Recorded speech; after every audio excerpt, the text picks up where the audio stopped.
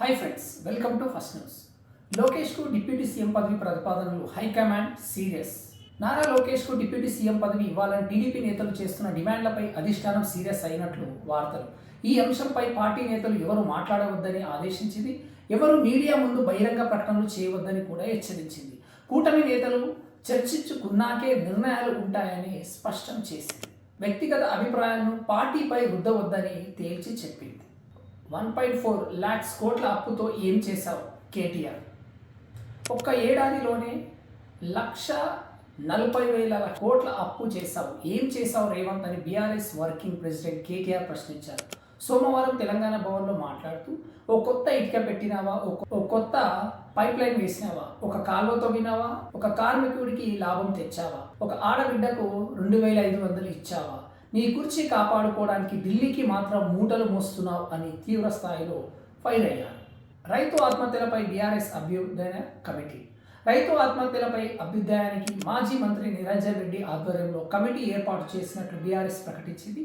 ఈ కమిటీ సభ్యులు 2 వారాల పాటు అన్ని జిల్లాల్లో పర్యటించి రైతు ఆత్మహత్యలు, వ్యవసాయ రంగ పరిస్థితులపై అధ్యయనం చేస్తారని తెలిపింది.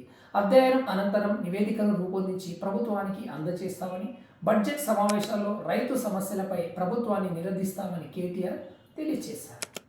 జూన్ నుంచి కల్కి 2 shooting. Ashwini Dutt. Pan India star Prabhas హీరోగా నాగ్ అశ్విన్ తెరకెక్కించిన కల్కి 2 సినిమాపై నిర్మాత అశ్విని దత్ ఇంట్రెస్టింగ్ కామెంట్ చేశారు. ప్రభాస్ కోసం వెయిట్ చేశాను, కాల్ షీట్స్ ఇవ్వడం కల్కి తీశాను. జూన్ నెల నుంచి కల్కి 2 సినిమా షూటింగ్ మొదలు కానుంది. వచ్చే ఏడాది విడుదలకు ప్లాన్ చేస్తున్నాం అని తెలియజేశారు.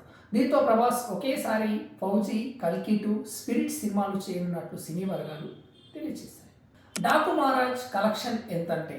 నందమూరి బాలకృష్ణ హీరోగా బాబీ తెరకెక్కించిన డాకు మహారాజ్ సినిమా కలెక్షన్లు సునామీ సృష్టిస్తుంది. రిలీజ్ అయి 8 రోజుల్లోనే 156 కోట్ల గ్రాస్ కలెక్షన్ చేసినట్టు మేకర్స్ ప్రకటించారు. అటు నార్త్ అమెరికాలోనూ భారీగా వసూలు రాబడుతుండటం విశేషం. ఈ చిత్రానికి తమిళ్ మ్యూజిక్ అందించగా నాగవంశి నిర్మించారు. రోజు ఒకే సమయానికి నిద్రపోవట్లేదా? అయితే డేంజర్లో ఉన్నట్టే. చాలామంది ఉద్యోగులు షిఫ్ట్లు వల్ల నిత్యం ఒకే సమయానికి నిద్రపోరు.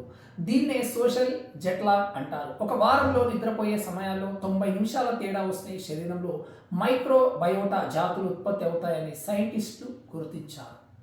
అలాంటి వారికి ఎక్కువగా చిప్స్, షుగర్ ఫుడ్స్ తినాలని అనిపిస్తుందని తెలిపారు.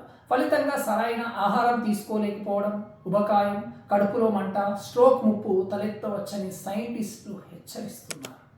పంచాయతీ క్లస్టర్ వ్యవస్థకు కొత్త రూపం. Deputy CM Pawan Kalyan. ఆంధ్రప్రదేశ్ గ్రామీణ ప్రజలకు నిరంతరాయంగా పంచాయతీ సేవలు అందేలా చూడాలని అధికారులను డిప్యూటీ సీఎం పవన్ ఆదేశించారు. పంచాయతీల క్లస్టర్ విధానంలో మార్పులు చేపట్టి కొత్త గైడ్లైన్స్ను రూపొందించాలన్నారు. క్లస్టర్ గ్రేడ్ల విభజన ఆదాయం, జనాభాను ప్రాతిపదికగా తీసుకోవాలని సూచించారు. క్లస్టర్ల విభజన, గ్రేడ్ల కేటాయింపుపై కమిటీ ఏర్పాటు చేయాలని, కమిటీ నివేదిక ప్రకారం పంచాయతీ సచివాలయం సిబ్బందిని కేటాయించాలన్నారు. పిల్లలతో పెద్దవారిని తిట్టిస్తే కామెడీనా? నెట్టింట విమర్శలు. దేని గురించి అంటారా? సంక్రాంతికి వస్తున్న సినిమా గురించి. విక్టరీ వెంకటేష్ సంక్రాంతికి వస్తున్న సినిమాలోని బుల్లిరాజు క్యారెక్టర్ థియేటర్లో నవ్వులు తెప్పించిందని చాలామంది చెప్తున్నారు. అయితే కొందరు మాత్రం అలాంటి క్యారెక్టర్ను ఎంకరేజ్ చేయొద్దని విమర్శిస్తున్నారు. నిజమే, పిల్లలతో పెద్దలను బూతులు తిప్పించడం కామెడీనా? ఇది చూసి పిల్లలతో కలిసి పెద్దలు నవ్వుతున్నారు. మీ పిల్లలు అలా తిడితే ఎలా అంటూ ట్విట్టర్లో పోస్టులు పెడుతున్నారు. ఇంతకీ బుల్లిరాజు పాత్ర మీకేమనిపించిందో కామెంట్ చేయండి. విశ్వ విజేతలుగా భారత్, తెలుగోడి కీలక పాత్ర. ఖోఖో వరల్డ్ కప్లో భారత్ మహిళా జట్టు విజయంలో తెలుగు వ్యక్తి ఇస్లావత్ నరేష్ పాత్ర ఉంది. తెలంగాణలోని పెద్దపల్లి, ధర్మారంలోని బంజర్లపల్లికి చెందిన నరేష్ జట్టుకి సహాయ కోచ్గా ఉన్నారు. 1995లో క్రీడాకారుడిగా కెరీర్ మొదలుపెట్టిన ఆయన 2015లో కోచ్గా మారారు. ఆ తర్వాత స్పోర్ట్స్ కోటాలో ఉద్యోగం రాగా అంచెలంచెలుగా జాతీయ జట్టుకు సహాయ కోచ్గా ఎదిగారు. స్కిల్ అనలైజర్గా ఆటగాళ్ల తప్పులు, బలహీనతలను సరిచేయడంలో ఆయనదే ముఖ్య పాత్ర. ఇక నుంచి సిగ్నల్ లేకపోయినా కాల్ మాట్లాడవచ్చు. కేంద్ర ప్రభుత్వం తాజాగా ఇంటర్ సర్కిల్ రోమింగ్స్ను ప్రారంభించింది. దీని ద్వారా జియో, ఎయిర్టెల్, బిఎస్ఎన్ఎల్ వినియోగదారులకు సిగ్నలింగ్లో ఎలాంటి ఇబ్బందులు కలగకుండా 4G నెట్వర్క్ అందిస్తుంది. యూజర్ వాడే సిమ్ నెట్వర్క్ లేకపోయినా అందుబాటులో ఉన్న ఏ నెట్వర్క్ అయినా ఉపయోగించి కాల్స్ చేసుకోవచ్చు.